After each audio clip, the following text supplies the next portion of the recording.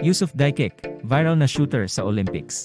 Ang Turkish shooter na si Yusuf Dikek ay naging viral sensation matapos ang kanyang kahanga-hangang performance sa 2024 Paris Olympics sa 1-0-meter air pistol mixed event bagamat silver medal lamang ang kanyang napanalunan. Mas napansin si Dikek kaysa kay Damir Majkic ng Serbia na nanalo ng ginto at kay Manu Baker ng India na nakakuha ng bronze. Pinuri ng mga tao sa social media si Yusuf dahil sa kanyang swag at cool manner, kaya tinawag siyang the overnight sensation.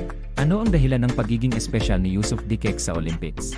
Ang Turkish shooter na si Yusuf Dikek ay naging viral sensation matapos ang kanyang kahanga-hangang performance sa 2024 Paris Olympics sa 1-0-meter air pistol mixed event bagamat silver medal lamang ang kanyang napanalunan. Mas napansin si Dikek kaysa kay Damir Majkic ng Serbia na nanalo ng ginto at kay Manu Baker ng India na nakakuha ng bronze. Pinuri ng mga tao sa social media si Yusuf dahil sa kanyang swag at cool manner, kaya tinawag siyang the overnight sensation.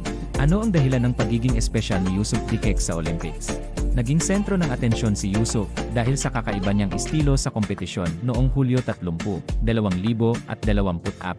Kalma siyang pumasok sa shooting range, nakasuot ng simpleng puting shirt, hawak ang baril sa kanang kamay, habang ang kaliwang kamay ay nakapasok sa bulsa.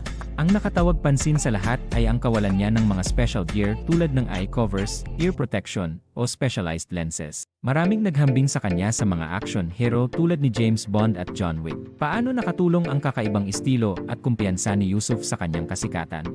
Sa kompetisyon, si Yusuf at ang kanyang kasamang si Sevval İlayda Tarhan ay nagwagi ng silver medal, ang kauna-unahang Olympic medals ng Turkiye sa shooting. Hindi tulad ni Yusuf, si Sevval ay nakasuot ng visors at malalaking ear defenders, ngunit nakalagay rin ang isang kamay sa bulsa. Ang kanilang pagkapanalo ay nagbigay ng karangalan sa Turkiye at nagpakita ng kanilang husay sa sports. Ano ang kahulugan ng tagumpay ni Yusuf para sa Turkiye sa larangan ng shooting?